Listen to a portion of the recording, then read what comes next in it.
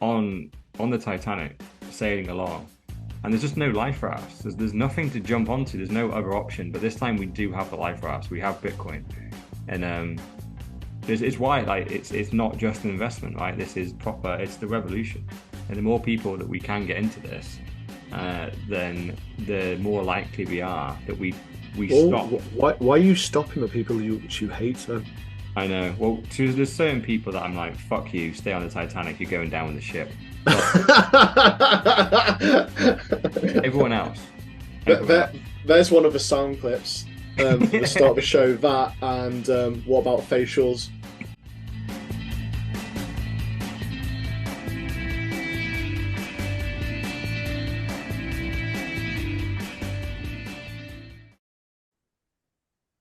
Boom. Welcome back to the 4Bs. I'm Mr. All In, and we have Dr. Evil 10% with us. We do have two people that aren't here this week. Two absentees. It's a little bit flat without our what's he called himself? The excellent, yeah, the excellence of I forgot now. Yeah, the excellence of execution. We're missing it, aren't we? We're a bit disjointed. Yeah. We're missing Sir Neverlook and his announcement for bringing in the show. Yeah. You could just cut it and put some music over the top. It may work better now. Yeah, got a big picture of Michael Saylor being like, "There is no second best." Or we just have Bukele. It's relevant, isn't it? He's in the black, no longer in the red. The plebs can't use that argument anymore. I think he maybe have to be our poster for the first. I don't know if we've had him before. We must have actually with El Salvador. Thinking about it, I think we've definitely had a few thumbnails with Bukele. Definitely was El Salvador on the thumbnail. Yeah, so it'll be a bit of a toss up this week between I think this and then the ocean decentralized mining one. That's quite a big story as well. But yeah, it's a nice little story to kick off the show, isn't it? Because yeah, we are obviously two men down, so Neverlooks can't be here. Neither can, of course, Mrs. No Show. But the good thing is Bitcoin is freaking mooning. Like the last couple of months, green dildos every single day. So we've pretty much gone from 20k to nearly 35k in pounds. Like nearly, what is it now? 43,500 in dollars. At what point do you start sending the YouTube videos to your mates? Which video? Is it some like blinding lights where it's with the cats or something? That's a Bitcoin video which I like sending around. Oh, right. Just good old memes, nothing educational, just fucking. Oh yeah, I just like sending these kind of like videos about how the fact Bitcoin's booming. After he said it's a crock of shit, or I should consider NFTs because they're art. Yeah. I prefer just to sit back and just let them come to me because just about everyone knows that I'm a Bitcoiner now, so I just let them come to me. And literally, I've had literally this week probably one of the people that genuinely hates me the most. I won't reveal them, but fundamentally, like, sent me some cake this week, and then I was like, "What the hell is going on here?" Person who hates you the most? Yeah. There's not many people that hate me in this world, but this person definitely does. No, there's quite a few who hate you. Probably. Well, not that I know about, right? Knowingly, I don't know how many people. And no, if not this guy, Jesus Christ, not that guy. I was going to say, if he's sending you cake, you shouldn't be eating it. I know. I still didn't eat the cake. Still threw it in the bin. And I was like, what is this about? This doesn't make any sense.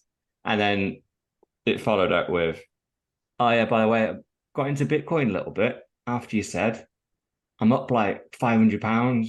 I'm like, oh, okay. Any advice? I'm like, yeah, sell it all and buy Doge. Doge is the new Bitcoin. Please go wreck yourself because I don't. It's like you do realize we hate each other, right? Where in the little thing? Like, how can you just jump from that? There's been no communication in between the "I hate you" and then "Can I buy some Bitcoin?" and "Can I have your advice?" I'm like, I know, not her either. These are my two high-profile people. Yeah. No, it's no one you'll know. It's someone from my personal life. No, not her, but you're close. You're getting closer. You're getting closer. Right, stop. It's just gonna be no. This is proper inside jokes that like no one's gonna get.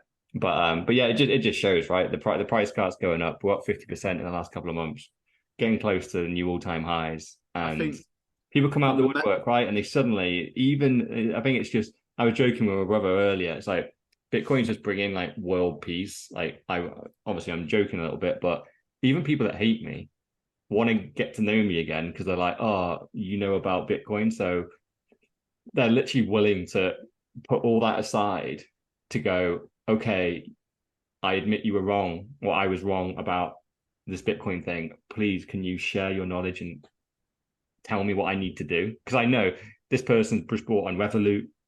They don't know like the fees are super high. They know they are. They want to find out somewhere else to buy it. Then they want to be able to secure it properly.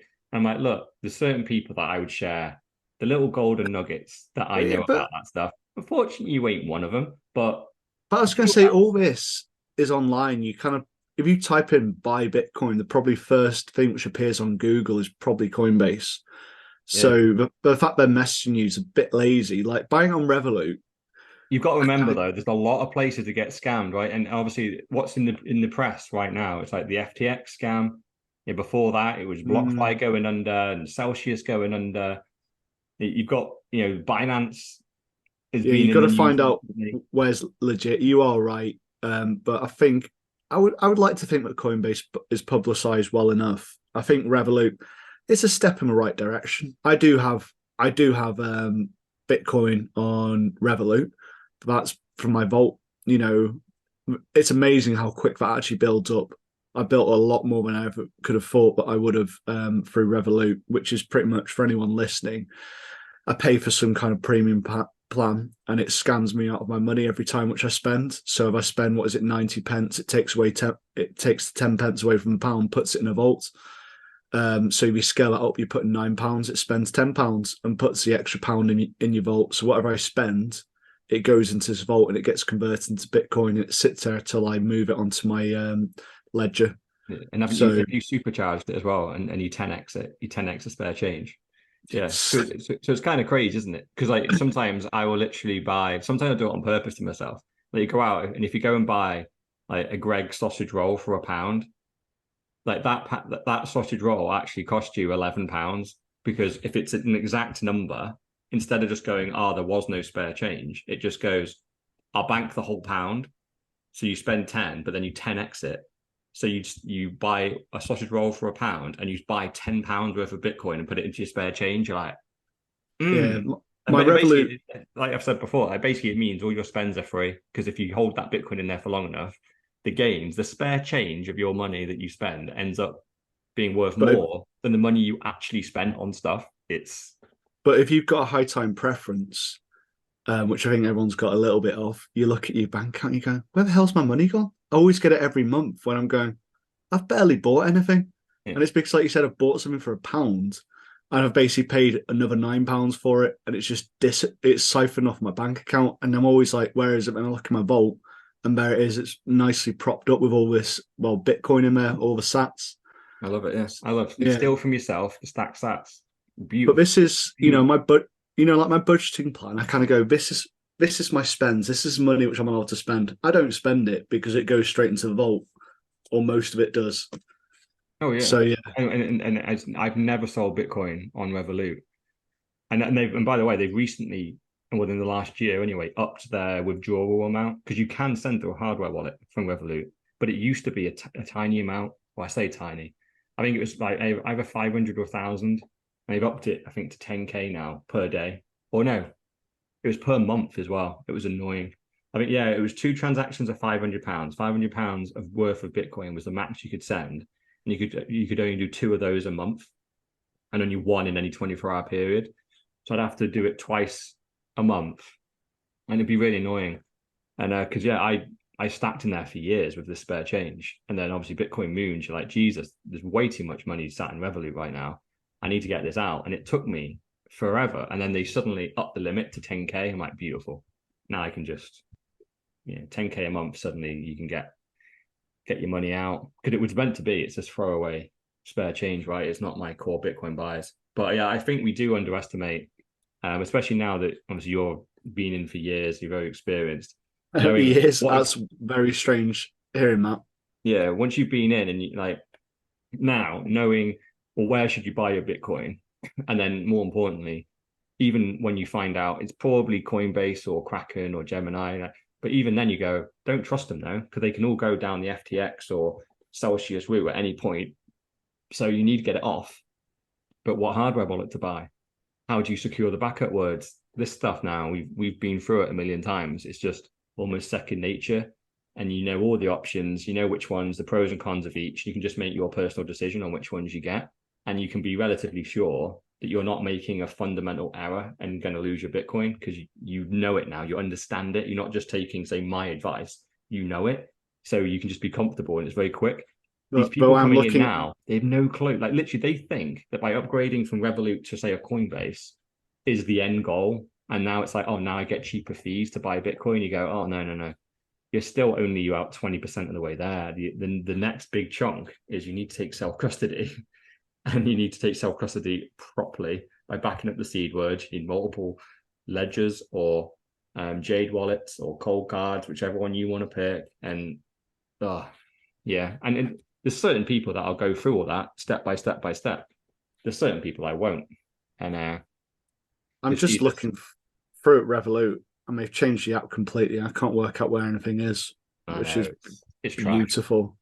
Like I'm kind of going, is that all my Bitcoin? I can't work out, or is it sitting somewhere else within there? And is it still contributing? I'm not entirely sure anymore now. I know. They did that last month, and I had the same panic. But don't worry, it's all there. It's just they've moved it all around. But anyway, back to El Salvador. So they're in gains, right? So they're finally up. They're only up 2.84%. So I think the Bitcoiners have been quite quick to jump on this. Posted as of yesterday. So actually, they're probably up more than what this says because Bitcoin's up another 5 or 6% just today. But it basically says that they currently hold about $131 million worth of Bitcoin that they brought for about 3.6 million less than that. So what's that? About 127. So they bought 127 million because they've been doing what any good Bitcoiner would do. They haven't just bought huge lump sums. They've been DCAing over the last couple of years. So they're finally in profit. So like you said at the beginning of this, there's been a lot of people going, oh yeah, your little country El Salvador, let's move to Bitcoin standard. That worked out well. You know, they're down. They should have just hold dollars and they'd be better off. And they've been right largely up until now. Not really, because we talked about this just before the show began, and it's kind of got your high time preference view, which is, oh, they're down on Bitcoin. It's just like, well, it's a 4-year cycle, isn't it? So it's a 4-year investment, first of all. So they started buying 2020. We're currently 3 years in, but they've been buying ever since. And then additionally, you look at what else they've been doing as part of the project. So it's looking at, well, could we have some infrastructure? So they're kind of like volcano mining, which hasn't obviously taken off, the volcano bonds, and then things like the tourism. So the tourism has attracted Bitcoiners to El Salvador and has raised their tourism figures, giving a profit.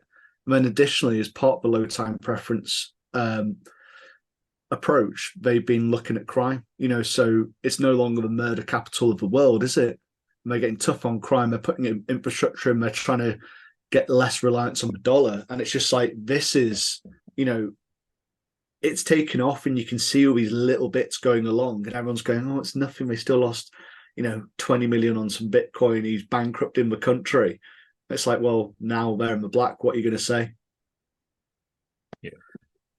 I think it's spot on really, because it isn't just about the gains. I think once you become a Bitcoiner, like as an individual, suddenly when you get into the Bitcoin culture, it's all about, well, are you looking after yourself? Are you looking after your family? It's just all kind of comes back down to first principles, and they go, no one cares whether you've got a Ferrari or all these like material kind of fiat things. Like they don't really matter. So you almost get yourself into shape as a human once you become a Bitcoiner. And I think that's what we're seeing at a country level in El Salvador.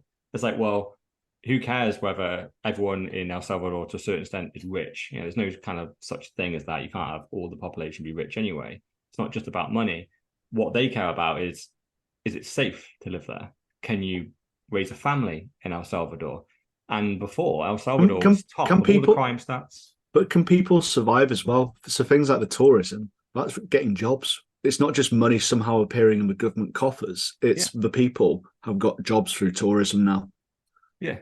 Because that's all people want. If you want to grow up in a country, and that's what obviously I lived in Puerto Rico for a year, and they had a massive thing called the brain drain, and because life there was nice, but there weren't lots of jobs and you couldn't earn good money.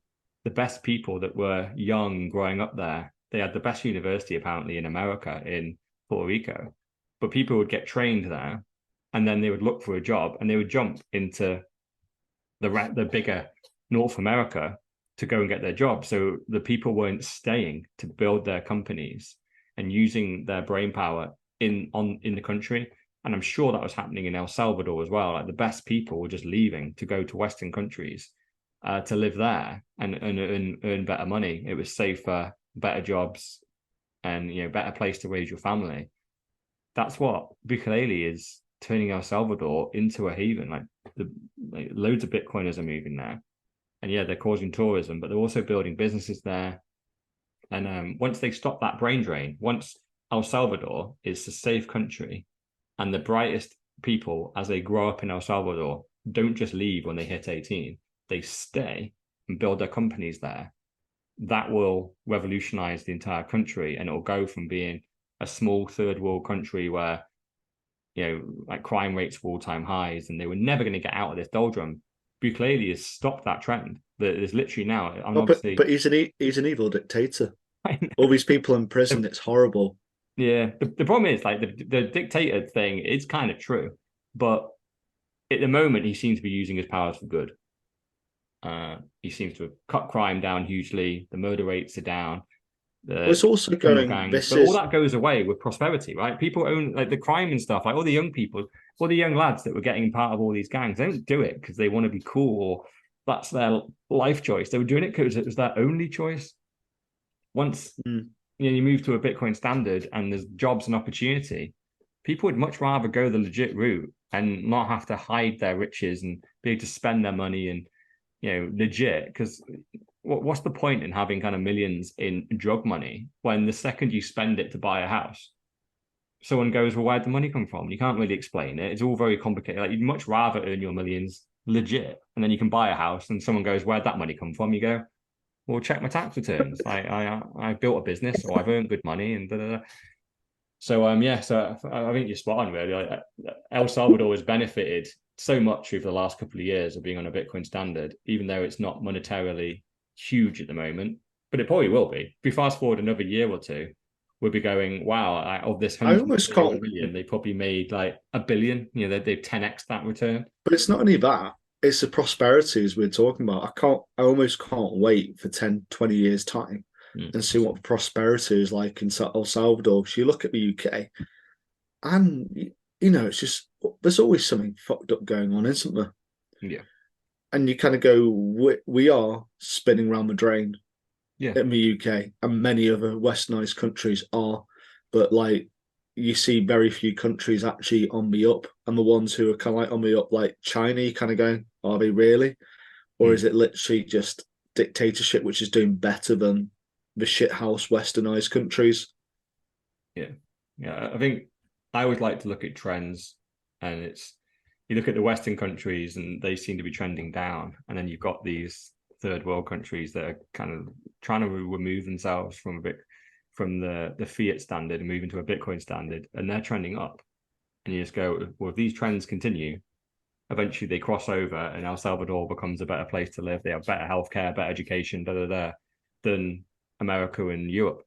Right now, it's not true, but they're trending to be better, and we're trending to be worse. So, is it 5 years? Is it 10 years? But yeah, they are doing well.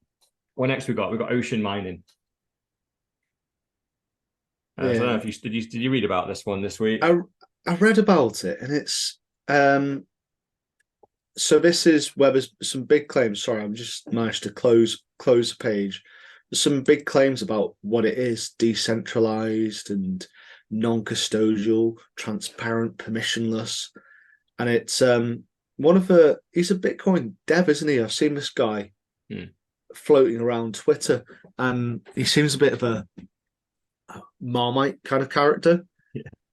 Um, but he's claiming all this, and then I've read the comments. Like I didn't even like you've given us two links, and the first link, it had the kind of like big post saying we're a new type of mining pool, and I read all the comments below, and they got slated in the comments. You know, it's just digging into bits and pieces. Go how is it non-custodial? How is it transparentless? How is it permissionless?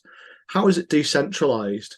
This doesn't make any sense. And then the second thread shoot was just a massive load of questions. Well, a big long set of questions which one person asked, and he promptly got blocked, didn't he? Yeah. Yeah. So it smells of shit, doesn't it? Yeah. Well, I do think it's legit. I just think they may have over marketed their business because I think obviously there's only a couple of pools that are worth joining in Bitcoin. And that's what has been pushed, that the mining in Bitcoin is centralized. Like it clearly isn't centralized. There's these pools and thousands of people join the pools, and then obviously if the pool gets a block, then the pool share that block. It's the equivalent of buying a lottery ticket. If you buy one on your own, you're very, very unlikely to win. So it's probably better to try and pool your lottery tickets with say 1,000 other people and then share the prize with the 1,000, because you're more likely to win then. If you do win, you have to only get 1,000th of the prize, but you get a prize. You might win the big one. You might win hundreds of thousands doing it that way. Whereas if you just buy one ticket a week, just yourself for your whole life, you're almost certain to never win a big prize. So you'll be down. So you join a pool. So that's the same with Bitcoin mining. You can make it a business that way. Even if you just have a single miner, if you just plug that miner into the Bitcoin network, typically, if you could run that your entire life, you might never get a block. So all the energy you've used and the cost of the miner just be a net negative on you.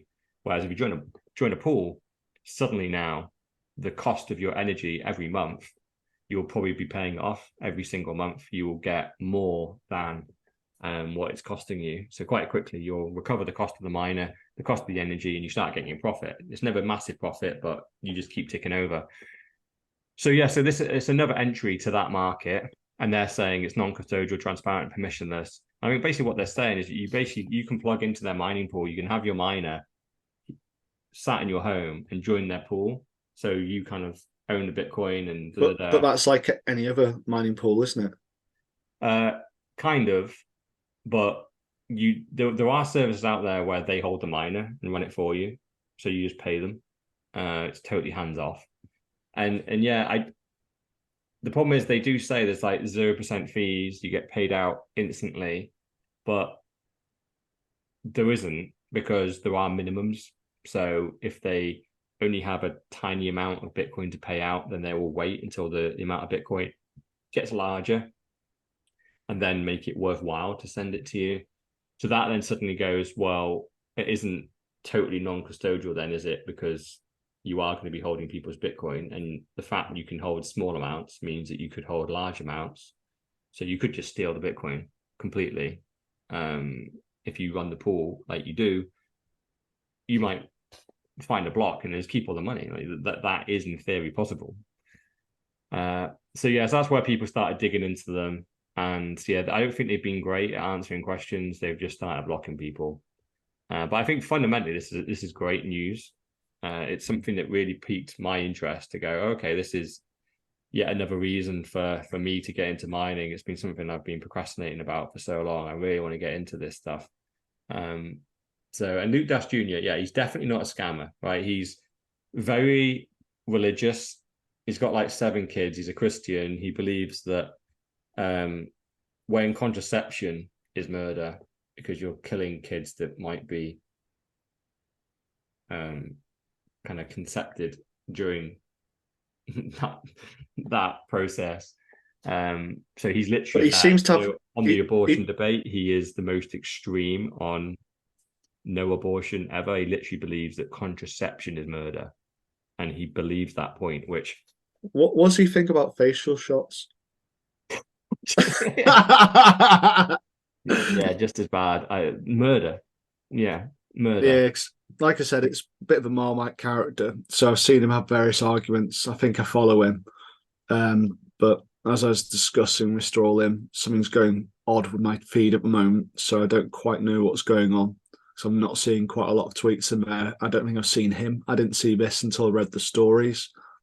No But way. then again, I'm not being so keen on Twitter at the moment lately. Maybe that's part of it, but I should still see some of this. Yeah.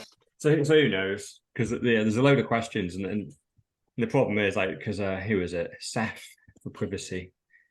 Yeah, he's asked why they're not open source, and do you have a guarantee that they won't censor transactions? Because that's another thing. Apparently, there's so like all the ordinals and all the JPEGs that have been like spamming out Bitcoin recently and shoving the fees really, really high. Apparently, Luke Dust Jr. and Ocean have a view on that to go, well, we can see if they're doing JPEG shit. So we'll just not process the transaction. So if we win the block, we're not going to process their transaction. I did read that and I kind of went, ooh. But then, yeah, the censorship question comes in that, well, Yeah. they disagree with that, then what else can they do? Exactly. Because it's a whole thing about the censorship in like media at the moment and social media as well. Fair enough, you don't agree with this person. It may be a bit harmful, but where do you stop? Where do you draw the line? And who is the person who decides what is acceptable and what is not? Exactly. And because all censorship tends to start from a good place. Then eventually it's just people you don't like. Then the government come in and go, right, anyone that disagrees with us, censor them. And that's the same here, right? So Bitcoin is for everyone. So if people want to fucking store a load of JPEGs on Bitcoin, then they are absolutely allowed to do so. They just need to, provided they send a transaction and pay the fee to put that JPEG on the network, they absolutely should be allowed to do it. And if millions and millions and millions of people do that and send the fees sky high and make Bitcoin on the main chain almost unusable just for day-to-day transactions, whilst that is super annoying, I absolutely support their right to do so. It's the free market, and it's scary that miners would even think about censoring these type of transactions. You just go, no, let them do it. We're no better than the government and the fiat overlords that we live in now, where we just pick and choose, because who knows who's going to be the CEO of Ocean Mining in 50 years' time. And maybe he just wants to censor whole countries, or you're not allowed to spend Bitcoin on alcohol. Who the fuck are you to decide what people do and don't do with their lives, and what country is allowed to use Bitcoin and what aren't? So yeah, if they want this to genuinely be where a mining pool that people join, they're going to really have to answer these questions and go, look, can you hold the Bitcoin? Are you going to send it out? And also the censoring of transactions, you really need to be clear of that and go, just don't censor anything. If the transaction is there and it's paid its fee, process it. And if you don't, you're going to have problems. I did see actually, they've literally just started up mining and straight away they mined a block. And apparently there's barely anyone mining Bitcoin in this pool, and they mined a block. So they just suddenly got a windfall of like 40K to share between, I think, just a dozen or so people. So nice. That was nice for them. Yeah, very fortunate. Yeah. Next story, Giga Chad. Oh, another bullish story. Before we get into Giga Chat, there's been what I have seen on Twitter is there's been some wails about people buying lots of Bitcoin, which is obviously part of the price surge. So, I mean, I can guess. I can make an educated guess what's causing the price increase, which is these whales. Yeah. But are we both aligned on who we think are the whales? as in financial institutions. It's not people, is it? No, of course not. No, no. Well, obviously we have freaking people like Stateler, who technically is a person, but also it's MicroStrategy and recently acquired like 16,000 Bitcoin. So there's one of them. he is that is one hell of a DCA. but He has 174,000. So imagine he gets up to 210 and he'll have 1% of the supply. So literally, he is a nation. Well, not him. MicroStrategy or a nation state size business. they're the new America. Well, 100th. I think America would probably have to be more in its current state, more like 10%, 15% at least. I guess. Yeah. Whereas, but that's still hefty. That's like a Hungary or something like that. Yeah. Yeah. But we know, yeah, the other people, of course, like BlackRock. One They're of the getting ready. interests has to be, and it probably isn't BlackRock directly. I'm sure they've been smart about it because I doubt they're allowed to buy Bitcoin yet. So, because nothing's been approved and so I'm sure they've outsourced it to some smaller financial companies that have gone, you acquire the Bitcoin and we'll buy it off you for the price you're buying it at now. Because of course, also they own all kinds of companies, probably for a complex web of like legalities. Well, they do actually own it. They own 10% of everyone, don't they? So yeah, but even like purely, they'll own various companies, and like they technically won't own it in a certain light, so they get around the ECF rules, but they will own it another way in the fact that company has to give them the Bitcoin. So yeah, it will be companies like that buying shitloads of Bitcoin, which is causing a surge before the real boom when all the boomers get in and go, oh, we can buy Bitcoin now through BlackRock. We can buy it through Vanguard. I can get in on my Vanguard, which you'll love. And then that's when we're going to see the price action soar. I think it's got to be easy 6 figures on this. It's just the momentum's starting too much now, even before the halving. Oh yeah, like we've started the bull market super early here, and yeah, but we're going up by like 5K a day. So I can't wait I think we've had a couple of 10K days, both up and down. But so the question which the listeners are all asking is, will you buy an island once it moons? Or will you buy Ireland? And who knows? Who knows, man? It's there's multiple places to do the Citadel. So and what it'll be won't be the $1 trillion man, it'll be the $250 man. I know. Yeah. But yeah, it's exciting times after all these pods which we've had where we've had that slump, but we've been learning about bits of Bitcoin, Lightning, Taproot, about Fedimint and all those kind of dark days when it's 13, 14, 15K. Now we're sitting here kind of going, it's starting to go, isn't it? Yep. Yeah. I'd be very surprised if it like, stops. oh, maybe Bitcoin goes sub 10K. Everyone's been waiting for it, right? Everyone's been going, Bitcoin needs to go to 10K and below. And yeah, and now everyone's like super bullish. And yeah, and the good thing is I haven't seen anything, whilst I am getting the random texts from people, I haven't seen anything in the mainstream going, this is Bitcoin's mooning or anything, because I think until Bitcoin gets over or 51K in pounds, it's not through its all-time high. It needs to get through 69,000 in dollars.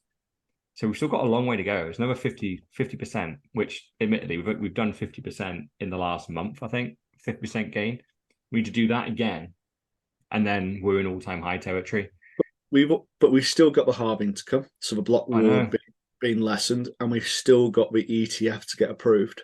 And we're in this position. This is on the back of speculation at the moment. This is the fact that everyone's going, it's going to happen, and also financial institutions are going, we've got to get our Bitcoin now.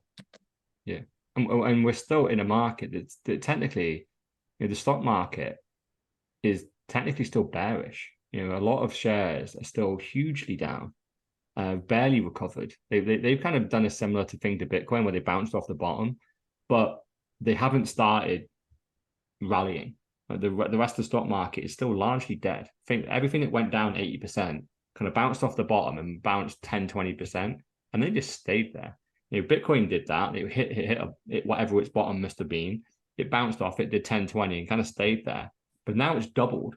It's gone from the 13 to the 26. Now it's just carried on through 26 up to 35, and it's not showing any signs of slowing down. So, people always ask for, oh, Bitcoin needs to diverge from the stock market. It technically just follows the stock market, which if you do overlay the S&P 500 and the Bitcoin chart, it is very, very similar. Like the bull and bull markets do kind of follow the S&P 500 quite closely as well.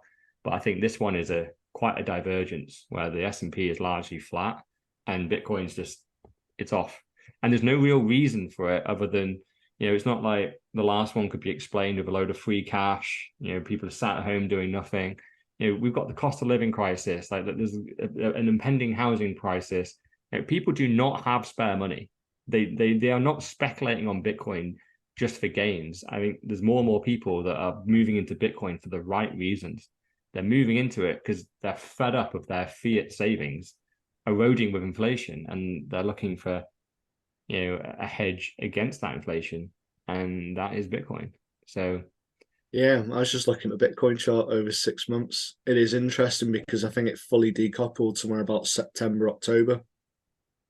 And it's just completely diverted into, like you said, something, well, which is relatively flat.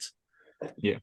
To something which is climbing. So I don't want to claim too much credit, but that was just at my wedding. I gave everyone a Bitcoin standard at the end of August.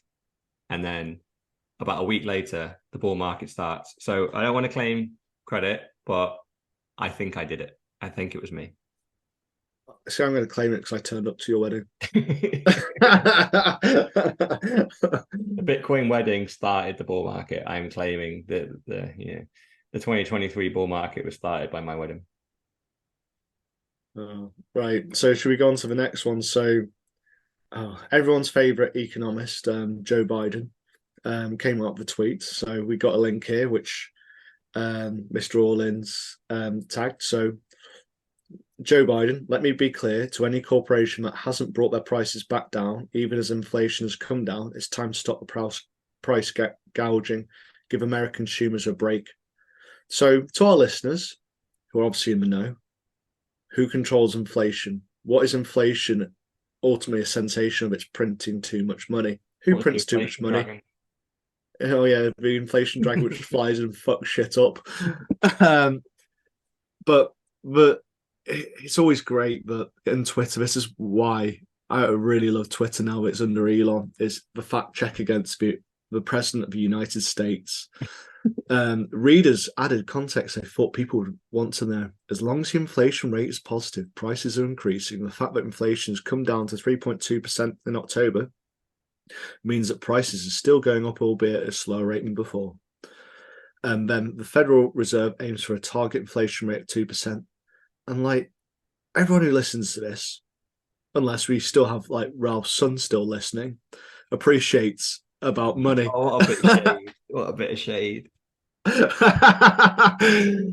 But the fact is, this is a government's doing.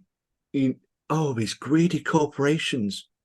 Why do they do? Oh God, yeah. We devalued money. We devalued money by about 40% over 2 years, and yet we're blaming greedy corporations when we've basically made the dollar worth less. And it's just every time I read this, it does make my blood boil. Probably not as much as it did 2-3 years ago when the penny fully dropped, but it still does a bit. And you're kind of going, how can they say about this and the public not wanting to hang this president for saying that? Because if people actually fully understood money, fully understood inflation, they would want to tar and feather all these politicians for doing what they're doing to everyone. They're making everyone poorer. Oh, you can't make your electricity bill. It's because of the government. It isn't because the energy company magically put your prices by 40%. And also further, when the price cap broke, all the energy companies, it's the government. But most people will never understand that. And it's going to take the breaking of fiat currency, well, the whole US dollar, petrodollar system to show people what's behind it. Yeah, but it's great that at least this gets called out. Like the fact that like you said, the US government is getting fact checked, is like literally the president is getting fact checked on a tweet that is usually relatively innocuous. And definitely, and I've heard this type of thing be parroted on mainstream media constantly, right? Because not only is everything you said true, this tweet is even worse than that, because it is alluding to the fact that because inflation has come down, and he hasn't said any numbers here, but he means like at least even the official numbers, right? It's come down from 10% to 3%. So therefore, he is alluding here, stop price gouging, like alluding to the fact that prices need to come back down, right? It is a direct lie to say that prices should be able to come back down because inflation has decreased. If something was $100 and then you have inflation for a year that's 10%, it goes to 110. If inflation is then 3% the next year, it just goes up to 111. So it hasn't gone up as fast, hasn't gone up 10%, but it still goes up. It doesn't come down unless you have deflation. If they had deflation of minus 10%, then yeah, it can go from 110 down to like 101, 102. It doesn't go down all the way. You need more than 10% to get it back down. And he hasn't had deflation. There is still inflation, which means no prices come back down. The price goes up, inflation has come down, but it's still positive. So the price still goes up just by less.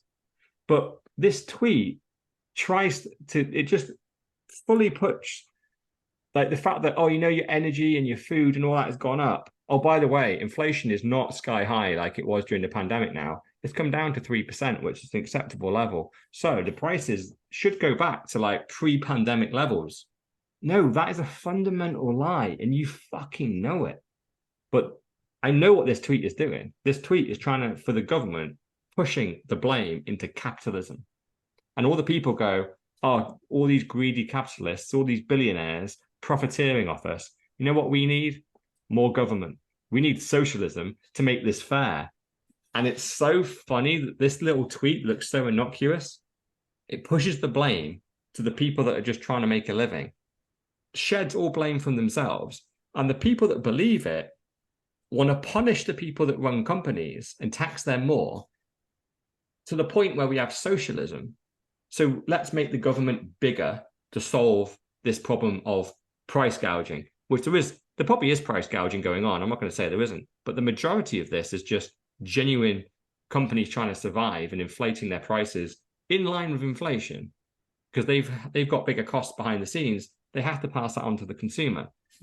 There's kind of a lot of genius behind this tweet. Clearly, Joe Biden didn't write it. Clearly, it's like many people running a Twitter account. But it is pure genius because obviously, as we know, inflation is 100% the US government's fault. But he's going, no, it's the corporation's fault. So therefore, vote for me, vote for bigger government. We'll fix it. But he's literally the single point of failure as to why inflation exists in the first place. Yet he's just taking zero accountability. And the majority of people that read this tweet, probably even with the fact check, will still believe it. I'm reading the comments below, and it's probably got other people who I follow and associate with me. But it's just everyone is slaughtering him. But I think it orders people by your interests, and obviously people who you follow and they follow, and so on. So I've ended up with people just absolutely slating about inflation. Yeah, I think they know that Twitter is almost like a lost platform for them because now they don't have that internal censorship. They've kind of lost control. So I think they still do the tweets just for like the lols, but they know that in Facebook and Instagram and you just have the mainstream Karen saying, yeah, fucking take down Tesco. They're putting my price up of my weekly shop. It's now £120. Yeah. Whereas it was £100. It's like, we'll sort you out, Karen. Just vote more government. Yeah. And what they would vote for on that is higher taxes for Tesco. So guess what that does? It puts the prices up even more because Tesco they might be price gouging in their few places. Don't get me wrong. Like they're not freaking innocent in this, but if you literally increase their costs again by making them pay more tax to the government, which, by the way, are the real criminals here, all that happens is your shop goes up again. you're not solving the problem, you're Yeah. making it worse. So they do talk about sugar taxes and all this kind of stuff, and it's like it's never going to sort the issue. Further taxes, it just makes more profits for the government. But something which you said around basically aims towards socialism. I read a tweet a while ago, which is the end goal of Keynesianism is socialism. And like it's so true because literally you can only destroy the dollar, the pound for so much before literally you have to have interventions. And the interventions are price controls, which we've seen numerous times. I even read a whole book about price controls and inflation, the kind of shit which I love. But it was going back to the 16 or 1700s in Canada, and it's like every time it happens, it causes the same issue. You lose the willingness or I suppose the incentive to actually do something. If there's a price control on it, it makes it non-profitable. So why would you bother doing it? And until that blows a cap off, so we saw it with the energy companies in the UK. We had a price cap for so many years. When it hit it, it blew up a load of companies, and they had to take it away, and the prices went woof, flying up way beyond the 20-30% because they'd had it in place for years. And it's just, this is government intervention. Whereas if you have a hard currency, the price per unit is say 1 sat. Okay, what's it next year? Well, is the production easier or harder? Oh, it's easier. It's half a sat. Oh, it's harder. It's 2 sats. And you understand why. And if a company is getting greedy, then it's easy to expose, well, why is it more? Is it getting harder? No, it's not. The cost of gas for you is still the same. So you can it gets exposed. And I suppose that's something which I do dream of, like an actual true capitalist market, which this is not. This is closer to socialism, which we're in. Yeah, well, we're in crony capitalism right now. And yeah, and obviously we know that they're moving towards a socialist model. That is what the Great Reset is. And bizarrely, the Great Reset has a website. It's on the webpage, and they have a conference every year where they talk about the progression towards the Great Reset, where we move to CBDCs, we have carbon taxes, everyone has a single identity, and we're not allowed to move, or we basically move into a Minority Report type world where everyone gets paid the same and we all just do certain work, and we don't have cows because their farts are dangerous. We all eat the bugs and we own nothing, and we're happy. It's because everything is centralized. We take down all the trees, we bury trees. We have a carbon processing unit, so we depend upon the carbon processing unit over trees. We have a central factory where we make goo, soy, slop. So you're dependent upon the factory.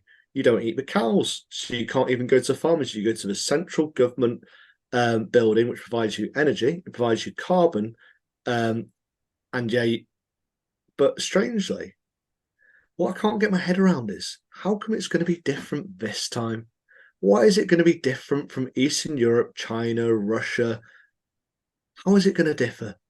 When all the production falls into the hands of the government, who then put everyone on the same wages, and people lose the incentive to work, and they try and push everyone onto a particular type of food. Bread. Oh, yeah, it happened, didn't it? And they also took over the fields as well in various countries, and they stopped production because the people weren't incentivized. But yeah, it's going to be different this time when it happens. Yeah, I know. It's it is sad, and so that's why we're here, right? We're trying to stop that because this time, I think the majority of people previously they didn't have any say in this, and so various switches of government from being a democracy to dictatorship, and then you move to socialism or communism. This time we can see the same thing happening, and if it wasn't for Satoshi Nakamoto, we would all just be on the Titanic sailing along, and there's just no life rafts. There's nothing to jump onto. There's no other option. But this time we do have the life rafts. We have Bitcoin, and it's why it's not just an investment, right? This is proper. It's the revolution, and the more people that we can get into this, then the more likely we are that we stop. Why are you stopping the people you hate then? I know. Well, there's certain people that I'm like, fuck you, stay on the Titanic, you're going down with the ship. Everyone else, everywhere else. There's one of the sound clips for the start of the show. That and what about facials? So actually getting on to topic, UTXO. So a bit of backstory on this. One of the dads who I know through school, so Bitcoiner. He was a shitcoiner. Then I suppose bullied him a little bit, and he sold his F and went pure Bitcoin. And he was asking me about UTXOs. I said, "Oh, got no idea. I've heard of it, the abbreviation, whatever you want to call it." And he sent me a video, and I kind of half listened to it, but I thought I'd raise it on the pod with Mr. Allin probably being a lot more clued up than myself to have a brief explanation on what the fuck is a UTXO. Yeah. So you must have watched the video, right? It's 18 minutes. Yeah, I listened to it, but I was just like, I didn't. I think it just went out of one ear because I was working. Yeah. Well, number one, I must admit, it is very complicated, right? So number one, U2XO, it stands for an unspent transaction output, right? Which straight away, and it's just a weird way that Bitcoin works, right? It's because even so technically you store your Bitcoin in an address, but even that, are your Bitcoins stored in a Bitcoin address? Well, technically they're not.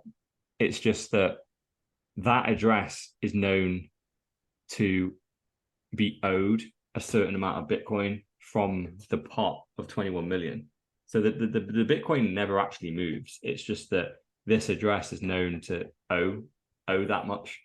So the Bitcoins are never actually in your address. It's just that you can spend that amount of Bitcoin. So for the sake of easy user experience, we just put a balance on that address. The balance is not there. It's the network just knows this address can spend that much, but the Bitcoin never moved to it. Which again, then so you got the U2XO thing, which is when you spend Bitcoin from an address, essentially what actually happens each time is every time you spend Bitcoin, that address actually gets given to your recipient, and U2XO is the change. It's almost like the whole Revolut thing. So say I have half a Bitcoin or something, or say I have one Bitcoin in my address, and I want to send you half a Bitcoin. No, actually, that's not making them the same. So I have one Bitcoin, and I want to send you 0.7 of a Bitcoin. So I have my Bitcoin address here, and I want to send you 0.7. So I'll send you 0.7. Then what I end up getting back is a UTXO of 0.3. And it's essentially the unspent amount. And I can have that UTXO sit behind my core address. So I've got a load of UTXOs sat behind my address, which all basically goes, well, what balance have I got?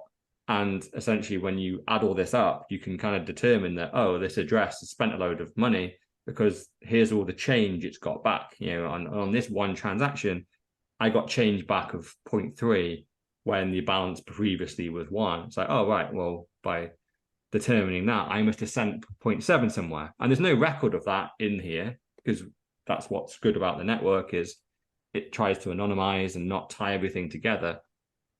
So essentially UTXO it's the change, and it's a very odd way for a network to run, I think, but it's the way Satoshi coded it. It works very well. And but yeah, so essentially every time you spend Bitcoin, even if say you had a Bitcoin and you were sending 0.1 Bitcoin, you actually send the full Bitcoin to the person. But then you get change. So the UTXO in that example would be 0.99 Bitcoin, and I get the UTXO back. So I gave you 1, but got change of 0.99. You keep your 0.1, I keep my 0.99, but I get it back in change. It's very odd, right? Because it's obviously if you're transacting from a wallet, which is your life savings, for example, I might have say 100 grand in savings, right? And I just want to pay you a tenner. In Bitcoin land, I send you the 100,000 and then get change of 99,990, right? A bit odd. You wouldn't do that. You just normally you take the tenner out and give you the tenner. In Bitcoin land, I give you 100 grand. You have to sort through it, take a tenner out and give me everything back. But obviously all this happens under the hood. It's just a technical way that the transactions happen. So he was saying that you have to do something with your Bitcoin stack because of UTXOs, and like I said, I was just like, do Yeah, you so have to do anything? essentially the best way to do it is because UTXOs all tend to gather underneath single addresses. And as we know, right, this is the confusing thing also about addresses is that a Bitcoin balance can exist under multiple addresses. So I don't know Yeah, if you've ever withdrawn and sent Bitcoin. So because I know in Ledger, for example, I've done that many times, where you generate an address to receive Bitcoin, it's different every time, yeah, but it's the same wallet address. So you can have multiple addresses and multiple UTXOs underneath. So yeah, so it's good to if you create the same UTXO under the same address constantly, if you have the same address, and when you send from exchanges, it really encourages this because I know I used to do it a lot on Coinbase because you have to whitelist an address. So every time you are withdrawing from Coinbase, you send to the same address because it's whitelisted, and if you want to add another one, then you have to wait 2 weeks, blah blah. So if you're doing that constantly, essentially you lose the anonymity, and essentially your privacy is almost exposed. The fact that we know who this person is because they've KYC'd here, and so here's the Bitcoin going out, and it's all hitting the same address, so everyone knows what the balance of that address is as well because they can see constant withdrawals to it. Whereas if you withdraw to a different address every time, they can see it happening and they go, I know this is a Coinbase transaction because Coinbase can be identified because they do so many, but they don't know it's the same person. So okay, the balance isn't building. And then obviously when you spend your Bitcoin, it's better to spend from different addresses as well. So then UTXOs don't all gather up behind single addresses. So it's basically a privacy thing. It doesn't massively matter because in reality, just because someone can see there's a wallet that has a lot of Bitcoin in it and or an address that has a lot of Bitcoin in it, it's to a certain degree still so what? The likely the only people that can figure it out is the government because they'll be able to get into your KYC and AML information from the exchanges. So they will know. So the taxman will know. But the average man on the street, provided you don't post your address anywhere and go, send me Bitcoin, I accept donations or something, and then or you send it to a scammer, and that person then goes, well, how much Bitcoin's in this wallet that he's just asked me to send to? Oh shit, this guy is a massive whale. He's got hundreds of millions in there. Right. It's worth setting up a much more elaborate scam to go get this guy and do the $5 wrench attack and go hit him over the head and get his ledger. So just don't do that. Provided you don't ever put your name against your address, there's minimal impact other than from the taxman. But it's still good practice. It's worth doing anyway. So just if you do make the mistake and you post an address that is linked to your stack in some way, if you've been using different addresses constantly and so then the UTXOs that are stacked behind that won't reveal your overall stack amount. They'll just have a tiny fraction of what you've got. I suppose that's where things like Lightning come in, Lightning wallets. Yeah, that is totally obscured once you go into Lightning. Yeah, Yeah, which is, we talked about before, but you kind of got, if you think about the Bitcoin main chain, it's where you're transferring your gold around. It's slow, it's laborsome, it's costly. Whereas Lightning is your everyday, it's your Visa. This is where you're going to be doing the majority of your transactions. When you want to buy a house or maybe a Lamborghini, use the main chain. But when you're buying a Twix, use Lightning. So you're going to have very few transactions linked to your actual Bitcoin stack or one of your stacks. We're on to the final story now. This one is we've had all the hype about Bitcoin with these various stories this week. Now we've got one which is unbelievable. I read this and I had a bit of a Google to see if it is definitely true. So in Bitcoin, there is an inheritance tax of 110%. How the hell? In Japan. Sorry, did I say not? Didn't say. What did I say? I don't think you said in Japan, did you? But... Oh yeah, in Japan. So 110%. So if you're if you got a Bitcoin stack and you pass it on as part of your inheritance to your kids, then they would have to pay an extra 10% on that stack as well. So say if you got majority of your investments in Bitcoin, then potentially you could end up paying more than the whole of the estate's worth. And so they basically want you to forfeit it. And it just sounds like a punishment for having Bitcoin. Yep. Well, this is a great example of a law that prevents Bitcoin being handed down generation to generation, right? Because they've created, because obviously we knew inheritance tax laws that they're designed to tax the people that are getting out of the fiat hamster wheel or the rat race. And because if they let them pass down all the wealth that even these plebs earn, eventually they'll get out a lot of people and they'll start becoming a threat. So what they do is they set inheritance tax levels at a certain point where they go, that if you earn over this, you've got to give a big chunk back to the government. What it really does is it undermines the parents' achievements they've had in their lifetime and takes off a big chunk of their money. So their kids can't just keep snowballing this and go, great, we've got such a good start. If we build upon this and build it even bigger and then pass that down again, eventually they'll become a threat to the existing system. So they've got their protections and the rules are in place to go, right, let's just cut this off at the knees. The second kids get too profitable and get too successful, we're going to tax them to such an extent that it's nearly impossible to hand all this money down unless you're in the secret circle over here where, we just hand companies over and we have all lots of dodgy rules. So for the plebs, we get cut off at the knees. And it was a case of these inheritance laws are only going to get more stringent, and the percentage, the amount of money you need to have is going to come down. The amount of tax you pay is going to go up, and eventually, essentially, all kids are almost going to start from zero, really. And but Japan is essentially just going, right. There must have been a load of people in Japan or something with big Bitcoin gains, and they just see this as a huge threat. So not only because taxing them 100% would be hilarious, right? Basically going, yeah, if you've got £1 million worth of Bitcoin that you want to pass on to your kids, yeah, we're taking it all. We'll take the 100%. But they're going 110.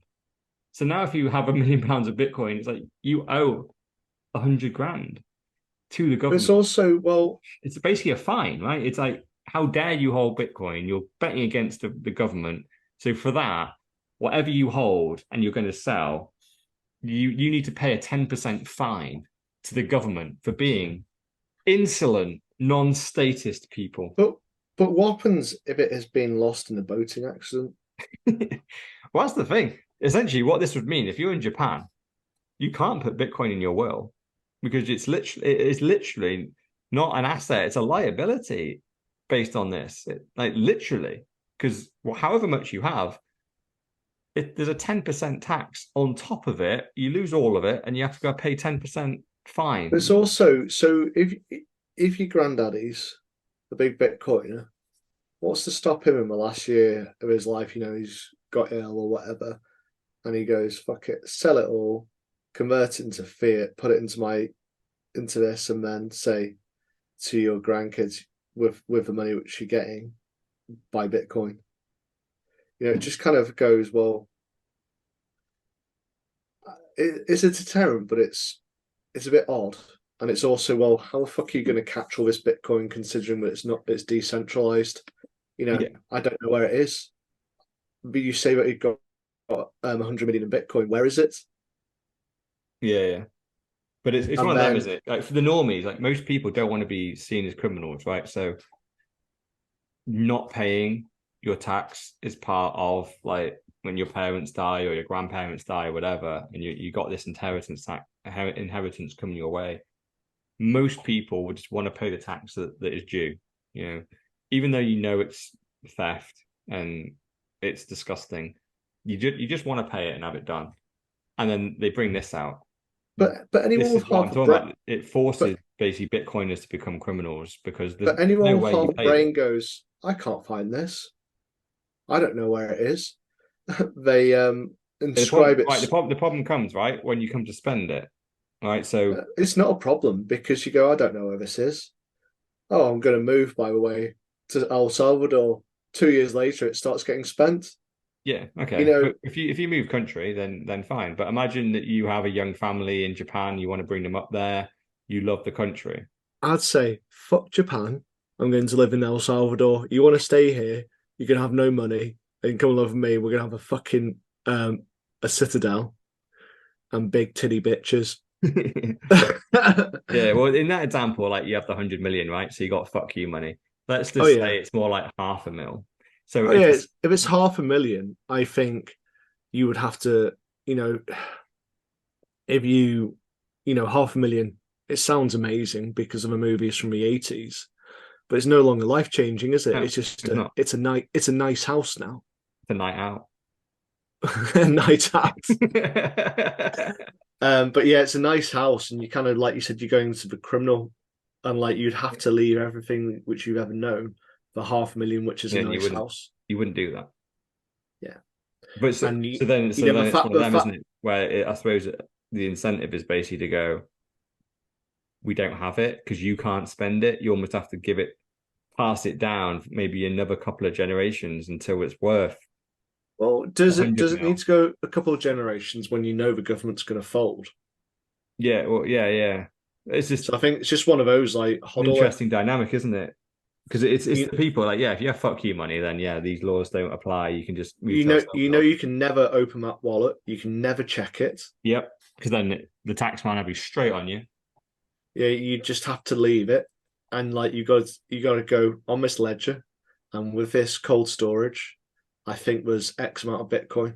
You're not certain, but you're gonna have to hold it until that government collapses or till you move, so you can actually check to see how much Bitcoin is on there. You could check it. Checking it is fine. No I record of that. Unless they're mm, literally like sniffing your Wi-Fi and stuff like yeah, that's what I think. Would they sniff your Wi-Fi for it if it say it's a that. million or something like that? And if they're doing that, then that you yeah. But Yeah. but I think the moral of this is if we weren't right, why would they be doing this? Yeah. Yeah. I And, think and it's and it's just also the point of this is the golden era of getting Bitcoin because it's only going to get harder. Like this kind of law, this kind of bollocks, and it's gonna become the standard because how is it going to fit in with ETFs and BlackRock since BlackRock control the world? That'll be interesting to see how that dynamic develops. yeah, which is why I think like the whole WEF and the Great Reset. I genuinely think each country they experiment with different things. I think they're on in Japan and I think in China they're going more authoritarian and they're going let's just tax it, let's ban it, let's do all that. Whereas in the Western world they're going, oh, let's let everyone have it, but we're going to control the exchanges. We're going to push everyone to an ETF that is literally controlled by the number one fiat company in the world, BlackRock. And if we can get everyone to buy it in there, which is completely non-custodial, they well, actually, no, it's completely custodial, the opposite. So you literally can never withdraw the coins itself. You can just buy and sell paper Bitcoin.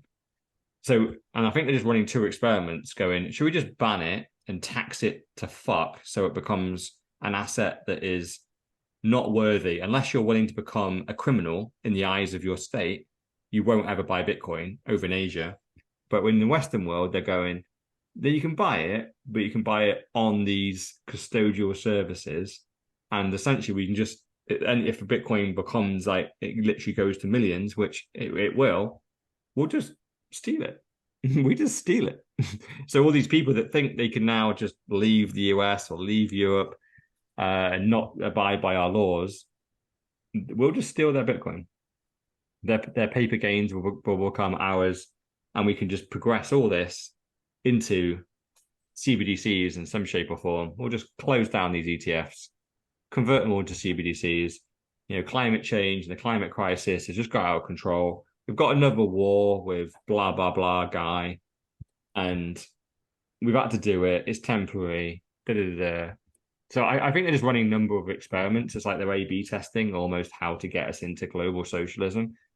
And this is so, but there's a beautiful way to opt out for everyone, which is to buy Bitcoin, store it on a hardware wallet, and then, well, essentially wait. And I'm not very confident in the UK.